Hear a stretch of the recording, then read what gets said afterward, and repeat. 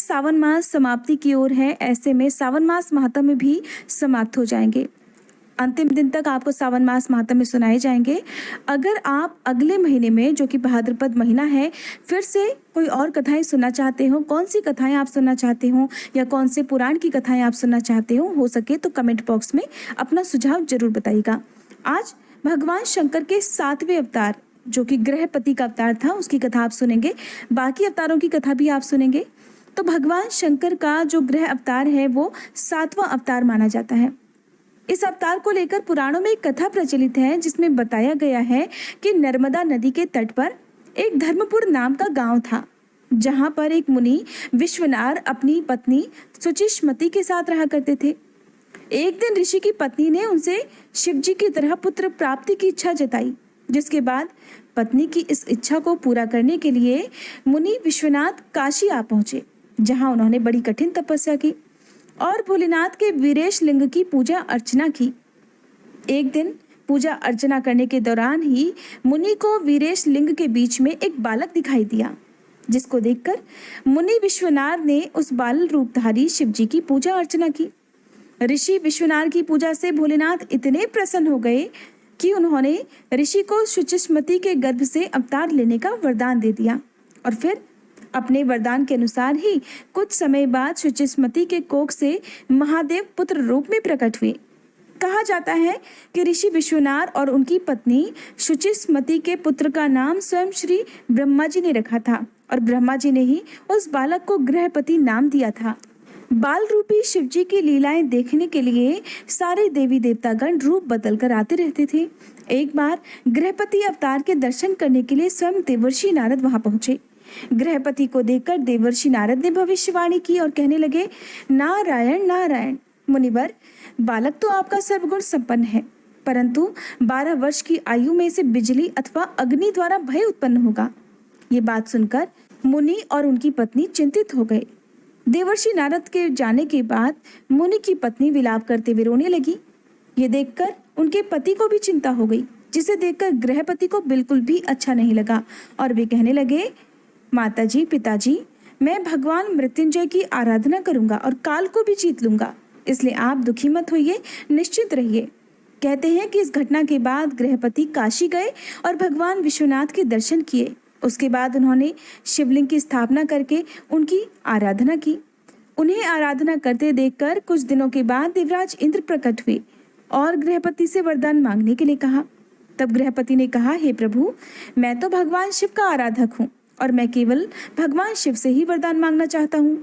गृहपति के ऐसे वचनों को सुनकर देवराज इंद्र कहने लगे, ऐसा क्या है जो शिव तुम्हें दे सकते हैं, मैं नहीं? तो गृहपति ने कहा, हे प्रभु, मैं आपसे वर याचना नहीं करूंगा, मेरे वरदायक तो केवल भगवान शिव ही हैं। ये सुनकर देवराज इंद्र को बहुत क्रोध आया।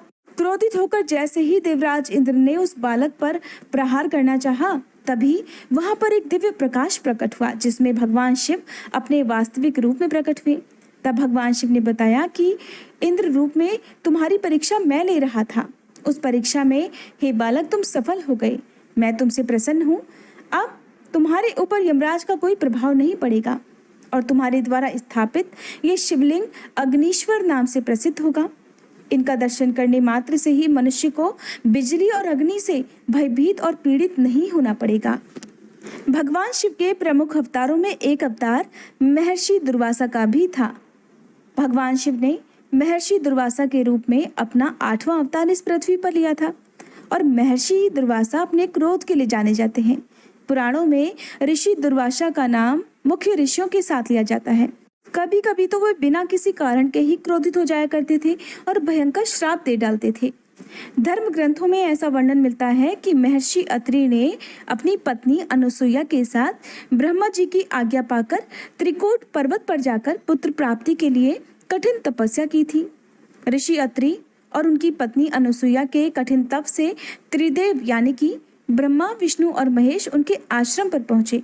आश्रम पर पहुंचकर त्रिदेवों ने उनसे कहा कि हमारे अंश से आपके यहाँ 3 पुत्रों का जन्म होगा, जो माता पिता का यश बढ़ाने वाले होंगे और त्रिलोक में विख्यात होंगे। कुछ समय के बाद ब्रह्मा जी के अंश से चंद्रमा उत्पन्न हुए। वहीं श्री हरि के अंश से संसार में संन्यास की पद्धति को आगे प्रचलित करने के लिए दत्तात्रेय जी का जन्म हुआ और वहीं महादेव जी के अंश से मुनि दुर्वासा ने सती अनुसुईया की कोख से जन्म लिया था। भगवान शंकर का अगला अवतार है बजरंगबली, हनुमान का अवतार। महादेव के हनुमान अवतार को सभी अवतारों में सबसे ज्यादा श्रेष्ठ माना जाता है। ज्यादातर लोग जानते हैं कि हनुमान जी किसी और का नहीं बल्कि भगवान शंकर का ही अवतार हैं, जिन्होंने एक वानर के रूप में अयोध्या नंदन श्री राम जी का साथ दिया और सीता माता को रावण से मुक्ति दिलाने में श्री राम की सहायता भी की थी। हनुमान जी माता अंजनी के गर्भ से उत्पन्न हुए थे, जो कि सप्त ऋषियों के संकल्प का ही फलस्वरूप था।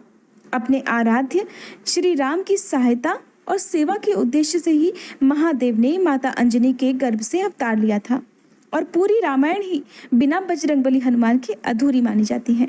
हनुमान जी से बड़े श्री राम भक्त आज तक इस धरती पर प्रकट नहीं हुए।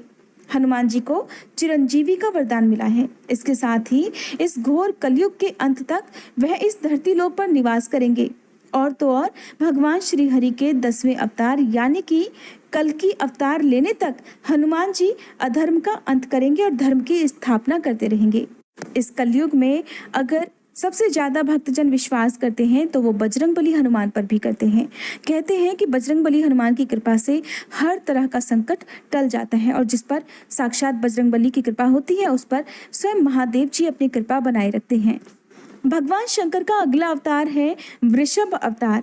देवों के देव महादेव की महिमा का तो कोई पार ही नहीं है।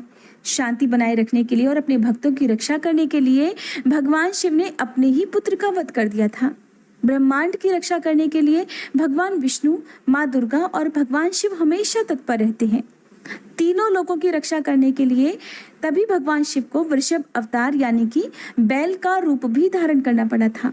शिव महापुराण में वर्णित कथा के अनुसार समुद्र मंथन के समय निकले अमृत को पान करने के लिए देवताओं और दानवों में बड़ा भीषण युद्ध हुआ और भगवान विष्णु ने तब मोहिनी रूप धरकर दानवों को छल से अमृत का पान करने से रोक लिया। इस छल से आहत होकर वे देवताओं से फिर लड़ने लगे। फिर उन्हें हार का सामना करना पड़ा। तब दानव भागते भागते पाताल लोक तक चले गए और भगवान विष्णु ने उनका वहां भी पीछा किया। जब पाताल लोक में पहुंचे तो पाताल लोक में दानवों की कैद में भगवान शिव की भक्त अप्सराएं थीं, जिन्हें भगवान विष्णु ने मुक्त करवाया। भगवान विष्णु की मनोहर छवि पर वे सभी अप्सराएं मोहित हो गई और भगवान शिव से उन्हें अपने पति रूप में प्राप्त करने की इच्छा प्रकट करने लगी। तब भगवान शिव ने अपनी माया से भगवान विष्णु को उनका पति बना दिया और फिर कुछ दिन भगवान विष्णु पाताल लोक में रुके और वैवाहिक जीवन व्यतीत करने लगे। कुछ सालों के बाद भगवान विष्णु के उन अप्सराओं से पुत्रों का जन्म हुआ, पर ये सारे के सारे पुत्र दानव प्रकृति वाले थे। उन्होंने तीनों लोकों में आतंक मचा दिया, जिसके कारण सभी देवी देवतागण भगवान शिव की शरण में गए और समाधान मांगने लगे। तब भगवान शिव ने वृषभ अवतार धारण किया और पाताल लोक में पहुंचकर एक एक करके भगवान विष्णु के सभी दंडी पुत्रों का संहार करने लगे। इस तरह भगवान शिव के वृषभ अवतार ने इस ब्रह्मांड को श्री हरि के दानव रूपी पुत्रों से बचाकर ब्रह्मांड की रक्षा की थी। भगवान शंकर का 11वां अवतार है यतिनाथ अवतार। भगवान शंकर का ये अवतार अतिथि के महत्व को बताने के लिए उन्होंने लिया था। इस अवतार में अतिथि बनकर भगवान शंकर ने भील दंपत्ति की परीक्षा ली थी। उनकी परीक्षा के कारण भील दंपत्ति को अपने प्राण गंवाने पड़े थे। फलस्वरूप उनके पूर्व जन्म में भगवान शिव ने हंस का रूप धारण कर उन्हें मिलाने का काम किया था। कथा के अनुसार अंबुदाचल पर्वत के निकट आहुक और अहुका नामक भील दंपत्ति रहा करते थे। वे दोनों भगवान शिव के परम भक्त थे और एक बार शाम के समय भगवान शिव एक सन्यासी का रूप धरकर उनकी परीक्षा लेने के लिए आए। जब परीक्षा लेने के लिए आए तो भील दंपति ने अपने द्वार पर खड़े हुए अतिथि का बड़े प्रेम से स्वागत सत्कार किया। यतीश्वर ने उस रात उनके घर पर ही बिताने का परामर्श लिया और कहा कि आज की रात आप मुझे अपने घर में ही स्थान दे दीजिए, सुबह होते ही मैं यहाँ से चला जाऊंगा।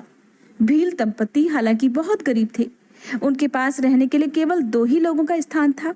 फिर भी अतिथि देवो भव, जो कि हमारे सनातन धर्म में मान्यता है, उस मान्यता के अनुसार उन्होंने भी अतिथि की इच्छा का सम्मान रखते हुए यतीश्वर को अपने घर में स्थान दे दिया। घर में केवल 2 ही लोगों का स्थान होने पर भी भीलनी अपने पति से कहने लगी, हे स्वामी, आप दोनों घर के भीतर रहिए, मैं बाहर खड़ी होकर पहरा देती रहूंगी। भील को ये उचित नहीं लगा तो वो स्वयं ही बाहर खड़े रहकर पहरा देने का निर्णय करने लगा। भील बाहर खड़ा होकर पहरा देने लगा।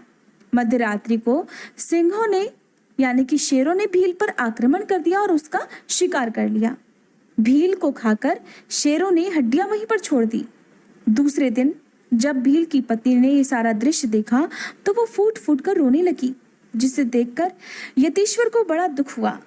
यतिनाथ यानी कि यतीश्वर को दुखी देखकर भीलनी बड़े धैर्य के साथ बोली कि हे अतिथि, कृपया आप दुखी मत होइए। भीलराज ने तो अपने कर्तव्य का पालन करने में अपना बलिदान दिया है, वे तो धन्य और कृतार्थ हो गए। और इस प्रकार वो पति के भाग्य को सराहती रही। उसे अपने पति पर बहुत गर्व हो रहा था कि उसके पति ने अतिथि की सेवा में अपने प्राणों का बलिदान दे दिया।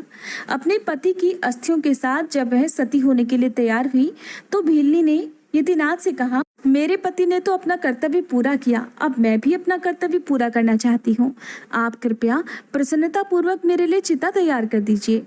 भीलनी ने अपने पतिव्रत धर्म के अनुसार उस चिता में प्रवेश किया। भीलनी के चिता में प्रवेश करते ही भगवान शिव यतिनाथ अवतार में से अपने असली स्वरूप में प्रकट हुए और भीलनी से कहने लगे, देवी, मैं तुम्हारे पतिव्रत धर्म से और अतिथि सम्मान के कार्य से प्रसन्न हूँ। मैं तुम्हें वरदान देता हूँ कि तुम अपने पुनर्जन्म में दोनों पति पत्नी ही रहोगे। तुम्हारा पति निषाद देश की राजधानी में राजा वीरसेन के पुत्र के रूप में और तुम विदर्भ नगर में भीमराज की पुत्री के रूप में जन्म लोगी। ये आशीर्वाद देकर महादेव शिवलोक को चले गए और भीलनी अपने पति की चिता के साथ सती हो गई और इस तरह अपना दूसरा जन्म लेने तक वे दोनों पति पत्नी भगवान शिव के चरणों में शिवलोक में विराजमान रहे। ये था आज का अध्याय। उम्मीद करती हूँ ये वीडियो आपको पसंद आई होगी।